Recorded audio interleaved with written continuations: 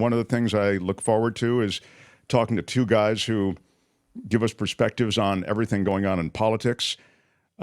This guy has forgotten more about politics than most of us will ever know. I just saw his stuff that he was doing at, I believe it was a Trump rally. A lot of his stuff goes viral because he talks to these Trump supporters. And anyway, welcome Michael Shure, and I'll talk about that a little bit more. Yeah. And the former senior correspondent at ABC News, Jim Avila. What's up, Jim Avila? Good morning. Hello, sir. Yeah, Michael, I'll get to the closing down of the government and everything together. But we did find, do you have it, Albert? Michael Shure's stuff? I sent it to you. Paid family leave. I think there should be more of it, especially during like pregnancies and maternity leave, things like that. Yeah, I think you should definitely have that, at least for a certain amount of time. I'm all for it. I think it's important. Yeah, that's okay. I like it. I agree with paid family leave. I mean, you put in all your work and time with your employer. We all Stop have for a second, lives. Albert, if you would. afford- This is at a Trump rally, Michael Shure. What is it? And yeah, it's a Trump rally in Rapid City, South Dakota, about a week and a half ago, 2 weeks. Yeah. And so basically, well, we don't have to watch the whole thing, but this is just there's a little sample of a few. Basically, the policies of the Biden administration, or of the left, if you want to leave the administration out, are things that they warm up to and actually articulate general support for. But when you attach a Biden administration name to it, or the Democrats to it, that's when they recoil from it? Yeah. No question. And it's, that was to be illustrative of just that fact, the disconnect between their sycophant behavior toward Donald Trump and the notion that they could have any idea where the policies would land. And, also on minimum wage. As a matter of fact, when people say that minimum wage is a big issue for them, which they often do at these Trump rallies, I tell them, I say, so then you support the policies of the Majority Leader Hakeem Jeffries, the White House, and former Speaker Nancy Pelosi. And then they stop and they say, I guess I just want more money, so, and that's of course not what but that's, these people are not there because of policy. They're there. It is a cult of personality, which happens in history, but these responses often show you that. Yeah, it is. I think that's a great point. It's tribal, and there's a lot of other stuff they get from being in that community, I guess. Sycophancy, I think, is it? And there was something else you said that was also, I felt I didn't say sycophancy. I just said sycophant. Oh, excuse me. Sorry, sycophant. Thank you. Do you remember the other thing you said that was ding-worthy? I never know what I said. Okay, all right. Jim, what's happening on, you always talk me off the ledge when it comes to government shutdowns. Can you do it now? It really feels as though this is a very tough situation that Kevin McCarthy faces to save his own butt, to save his own position as a speaker, and then also to keep the government open. I mean, the deadline is next week. Mark, you're essentially asking Jim to talk you off the fiscal cliff, if I'm hearing you. Thank you. Very well, yeah. Right. Yes. Well, that's a thing too. Am I optimistic? What I'm optimistic about is that the Republican Party is imploding. Okay, this is very damaging to them. Will cooler heads prevail in the end? I kind of think still that there's enough. There's still 5 people, right? This is 5 people on the right-wing craziness side who are doing this. Can Kevin McCarthy get past that by October 1st? I think you have the best case yet that he won't make it. That it won't happen. Realistically, you have to remember that shutting down the government hurts the very people that Republicans supposedly like and that are in there. This is not about welfare checks. This is not about those type of things. It's about Social Security, although that'll probably last for a little bit before those won't stop right away. But the military payments may stop. Things that we thought the Republican Party stood for, but now they haven't even passed the military spending bills at this point. So it's just so dysfunctional that it's really hard to tell, Mark, on my part. Maybe Michael has more insight in this, but it does seem to me that if ever there was going to be a shutdown for a couple of weeks, it would be now. Michael?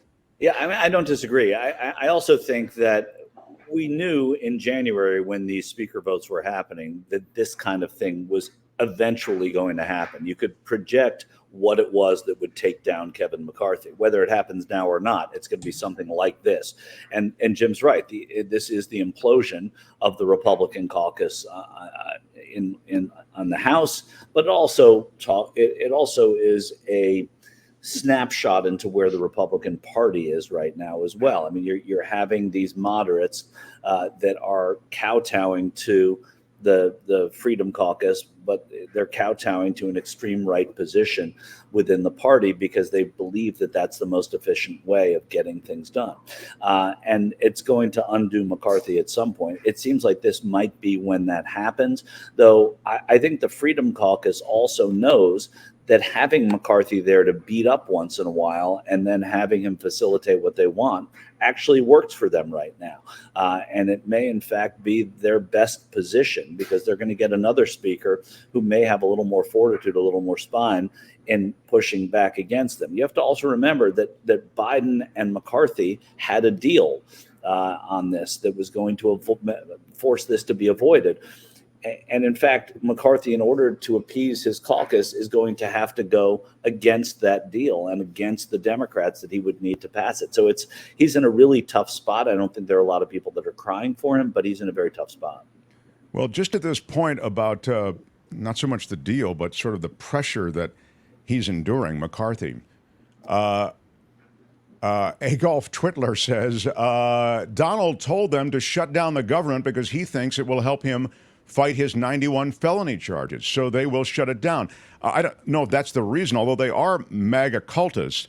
But my question would be, first of all, correct me if I'm wrong. You guys are just the guys to correct me if I'm wrong on this.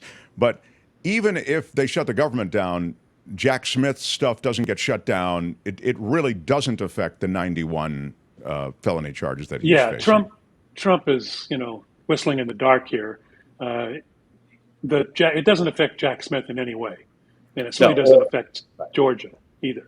So, and the appropriations, yeah, exactly. And these things in the other states, especially, and also that presupposes the fact that Republicans, when they don't have to be on the record, many of them in that House caucus don't support Trump and don't want to see his success, but outwardly they have to in their districts and often with their caucus. So there's no sort of underhanded reason for many of them to want to help Donald Trump here, when they don't have to be on the record as doing it. So I don't believe that to be the case, but I think that it helps Trump to paint that picture. But it has, as Jim said, it has nothing to do with it. Really. It's funny that you guys note what Republicans say in the shadows, what they can say when they're not on the record, because I'm noting this week that Rupert Murdoch is pushing away from Fox News Channel and from the Fox organization completely, turning it all over to his son Lachlan.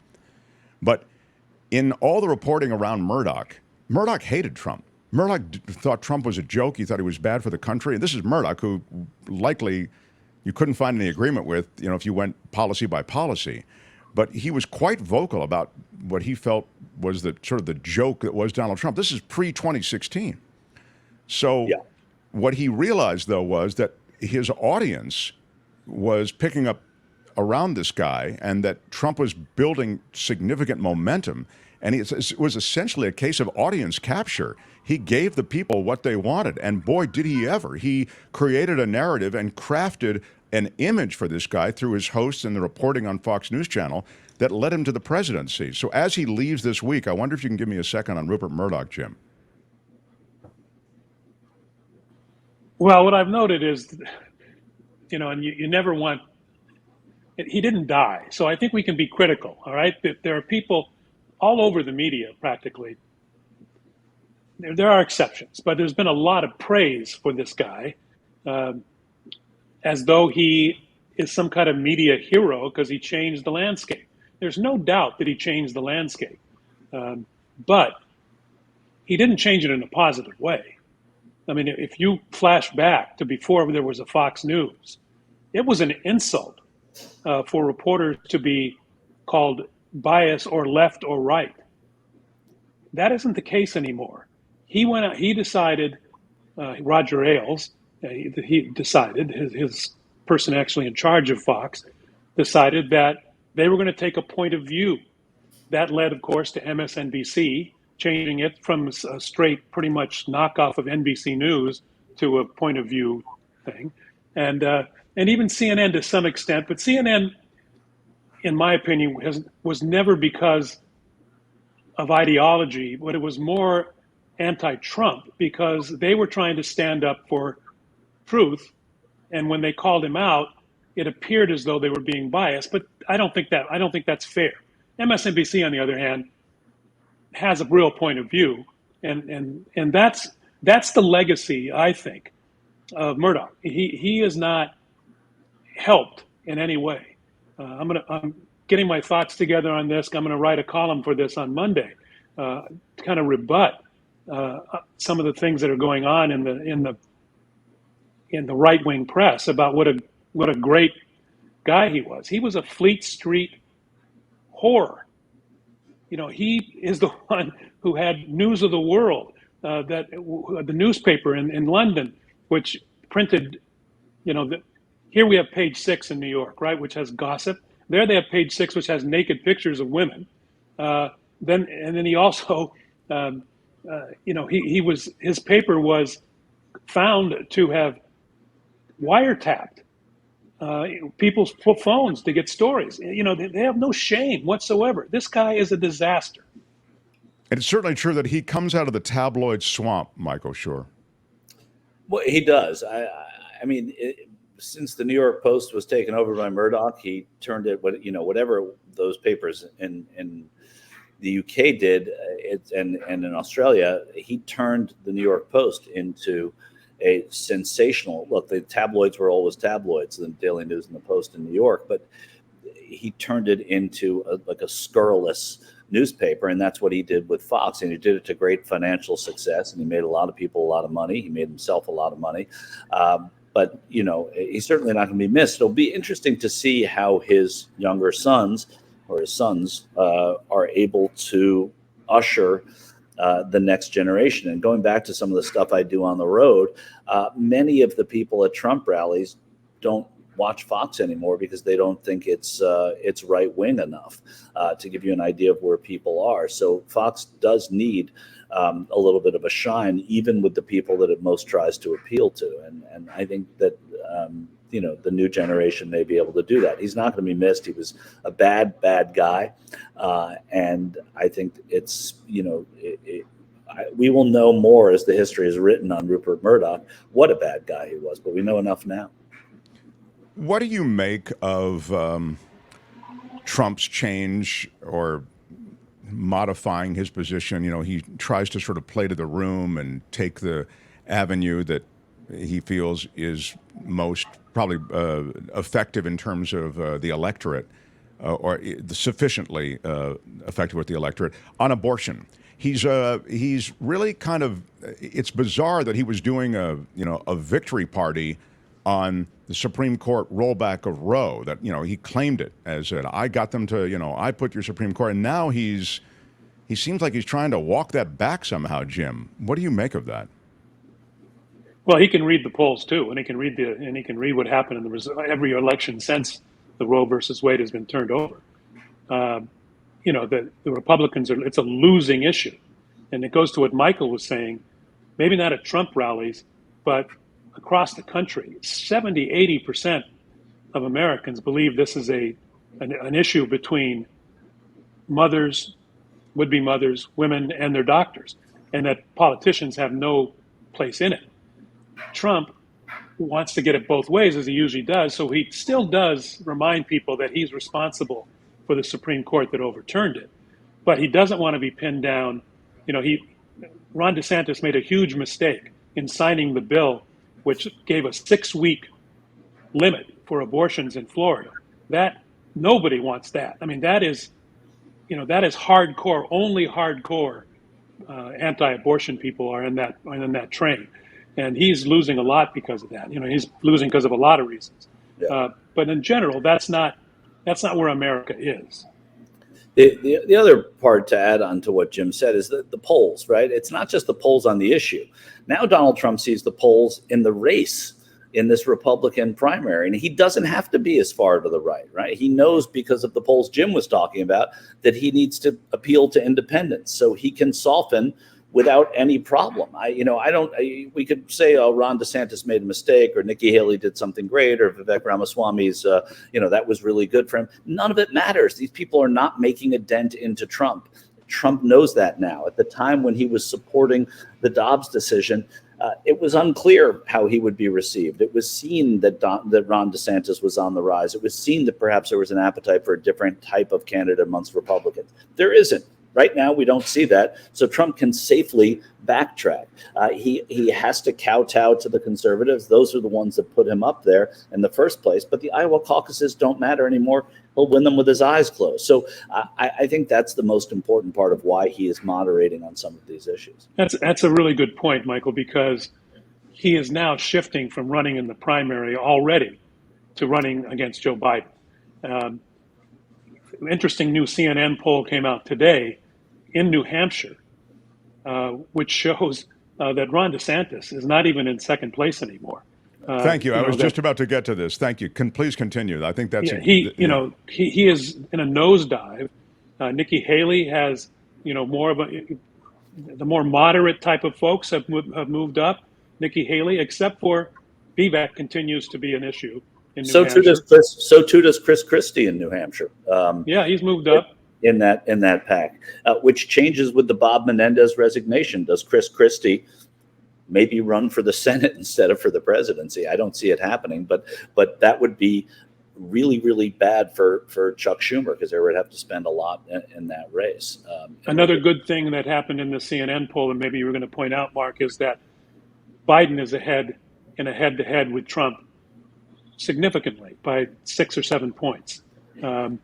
And I think that's because New Hampshire is a traditionally independent place, and Donald Trump is not doing well among independents anywhere in the country.